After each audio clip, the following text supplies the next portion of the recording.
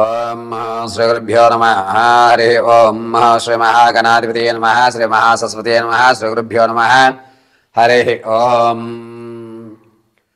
ముక్తా విద్రుమహే మణేలతవలచ్చాయై ముఖే స్థిరక్షణై యుక్తా విందు నిబద్ధన రతన మకుటాం తత్వార్థవర్ణాత్మికాం గాయత్రీం వరదా అభయాం హం కుశకసాం శుభ్రం కపాలాం గదాం శంఖం చక్రమధారవిందయుగలం హస్తేర్వహం తీం భజే యో దేవ సవితాస్మాకం దియో ధర్మ దిగోచరాః.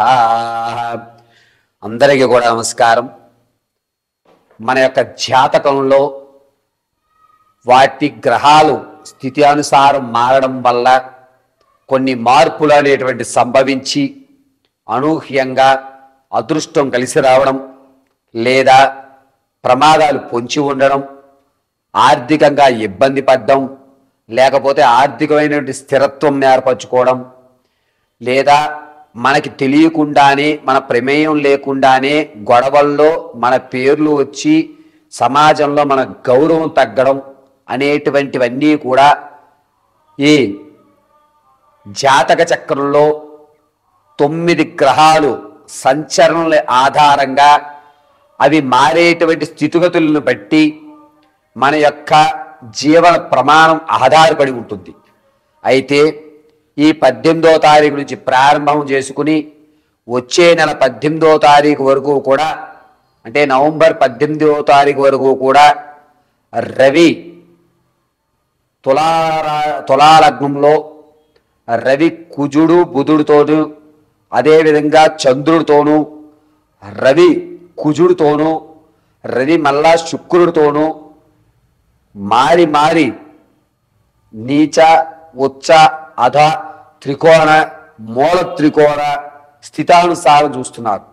దీనివల్ల జరిగేటువంటి పరిణామాలు ఏమిటి, దానివల్ల మనం తీసుకోవలసిన జాగ్రత్తలు ఏమిటి, ఈ 18వ తారీఖు నుంచి నవంబర్ 18 వరకు ఏ దేవతామూర్తిని ఏ మంత్రాన్ని మనం నిత్యము స్మరించుకోవాలి, చికాకుల నుంచి, ఆర్థిక ఇబ్బందుల నుంచి, ఆరోగ్య సమస్యల నుంచి ఏ విధంగా మనం బయటపడాలి అనేటువంటి విషయాన్ని అమ్మవారి అనుగ్రహంతో నాకు ఉన్నటువంటి జ్ఞానంతో మీ అందరికీ కూడా తెలియజేయడం జరుగుతుంది.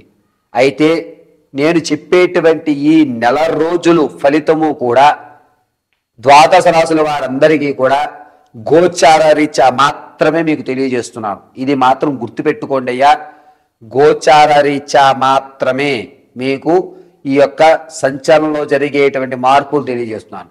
వ్యక్తిగతమైనటువంటి జాతకాన్ని మీరు తెలుసుకోవాలి అంటే కింద స్క్రోల్ అవుతున్న నెంబర్ను సంప్రదించి మీ వ్యక్తిగతమైనటువంటి సమాచారం, date of birth, time, place of birth, గురుగారు మా దగ్గర లేవండి, ఎప్పుడూ రాయడం కుదరలేదు అనుకుంటే కనుక మీ ఫోటో, అదేవిధంగా మీకు తెలిసినటువంటి మీ డేట్ కానీ లేదా మీ పేరు, పూర్తి పేరు కానీ మాకు సెండ్ చేసినట్టయితే మీ పూర్తి జాతకాన్ని విశదీకరించి అద్భుత అవకాశాలు ఎప్పుడున్నాయి, ఏ రంగంలోకి వెళ్తే మనకి కలిసి వస్తుంది, స్థిరత్వం ఎప్పుడు ఏర్పరచుకుంటాం, వివాహాలు ఎప్పుడవుతాయి, ఇంతేనా నా జీవితంలో మార్పులు జరగవా, అద్భుతాలు జరగవా, అవి జరిగే ఉంటే ఎప్పుడు జరుగుతాయి అనేటువంటి పూర్తి విషయాన్ని మీకు వివరించి చెప్పడం జరుగుతుంది.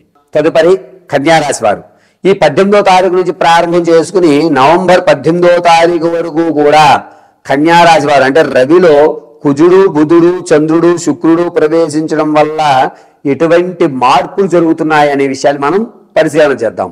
కన్యారాశి వారికి ఈ నెల 18వ తారీఖు నుంచి ప్రారంభం చేసుకుని 23వ తారీఖు వరకు కూడా రవి కుజుడు బుధుడు కలియక ఉండడం వల్ల మీ యొక్క మానసిక ఆనందం పెరుగుతుంది. బంధువుల్లో కానీ సమాజంలో కానీ ఒక గౌరవం అనేటువంటిది ఏర్పడుతుంది.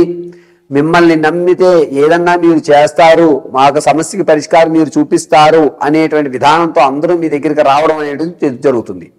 ఇక మీరు మేకపోతు గాంభీర్యాన్ని వ్యవహరించుకుని మీ దగ్గర ధనం లేకపోయినా అప్పు తెచ్చి మరీ వారికి సహాయం చేసి మీ యొక్క గౌరవాన్ని నిలబెట్టుకుంటూ ఉంటారు. ఆర్థికంగా ఎట్టి పరిస్థితులను ఈ నెల నుంచి వచ్చే నెల వరకు ఇబ్బంది పడేటువంటి అవకాశం కన్యారాశి వారికి లేదు. ఆర్థికంగా కాస్త నిలబడి పర్వాలేదు, మనకంటూ ఒక 2 రూపాయలు మనం చూడగలుగుతున్నాం, మనకంటూ ఒక వ్యవధానం ఉంది అనేటువంటి ఒక కాన్ఫిడెన్స్ లెవెల్ అనేటువంటిది 24వ తారీఖు నుంచి ఏర్పడుతుంది కన్యారాశి వారికి.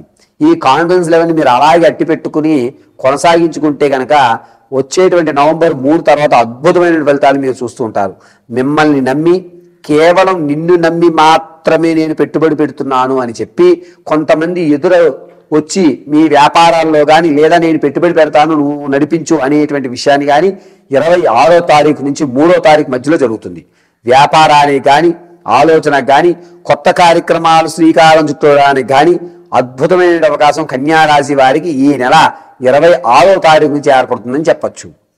తన పరంగా ఇంతకుముందు ఆరోగ్య సమస్య ఏదైతే ఉందో అది పూర్తిగా క్షీణించడం, దానివల్ల మీరు కాస్త ఆరోగ్యంగాను ఆర్థికంగాను నిలబడ్డం, కొత్త కొత్త వస్త్రాలు ధరించడానికి ఇంట్రెస్ట్ చూపించడం, సమాజంలో నాకంటూ ఒక ఎపీరెన్స్ ఉండాలి అనేటువంటి విధానానికి మీరు రావడం ఖచ్చితంగా జరుగుతూ ఉంటుంది.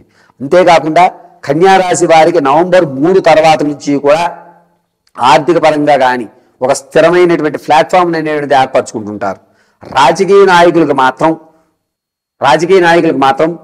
6వ తారీఖు నుంచి 18వ తారీఖు మధ్యలో క్యాడర్ మిమ్మల్ని గుర్తించడం, నువ్వైతేనే ఈ పని చేయగలుగుతావని మీకు ఒక నమ్మకం కలగజేయడం అనేది జరుగుతుంది. కన్యారాశి వారికి ఈ 18వ తారీఖు నుంచి వచ్చే నెల 18 వరకు కూడా ఆరోగ్యం విషయంలో అంత ఇబ్బంది లేదు, ఆర్థిక విషయంలో కూడా అంత ఇబ్బంది లేదు.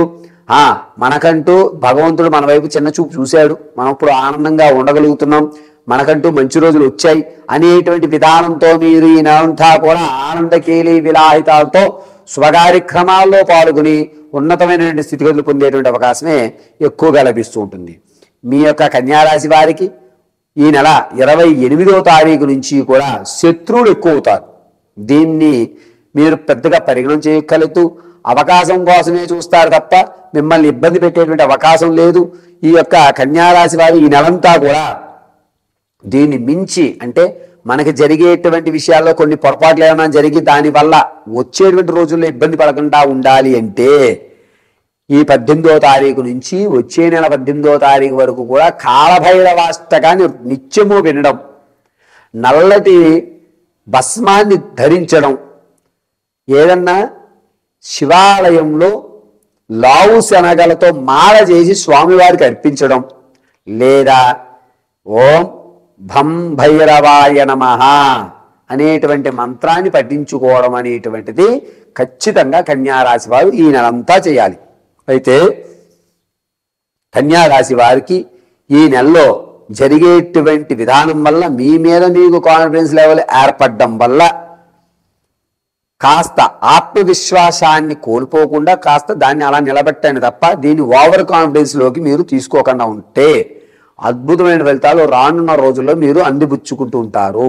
అంతేకాకుండా కన్యారాశి వారికి ఆర్థికంగా నిలబడేటువంటి మంచి అవకాశం ఈ నెల 26వ తారీఖు నుంచి ఏర్పడుతుంది. కాబట్టి ఈ నెల 26వ తారీఖు నుంచి కన్యారాశి వారి ఆర్థికంగా స్థిరత్వం ఏర్పడే అవకాశం లభిస్తుంది. కాబట్టి అద్భుతమైన ఫలితాలు మీరు చవి చూడటం జరుగుతూ ఉంటుంది.